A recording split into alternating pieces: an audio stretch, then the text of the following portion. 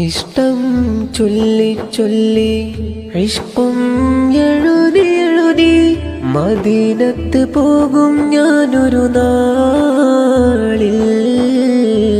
കരളിന്റെ കരളായ ത്വഹാവിനരികിലെത്തി കരയുന്നുണ്ട് ഞാനൊരു നാളിൽ.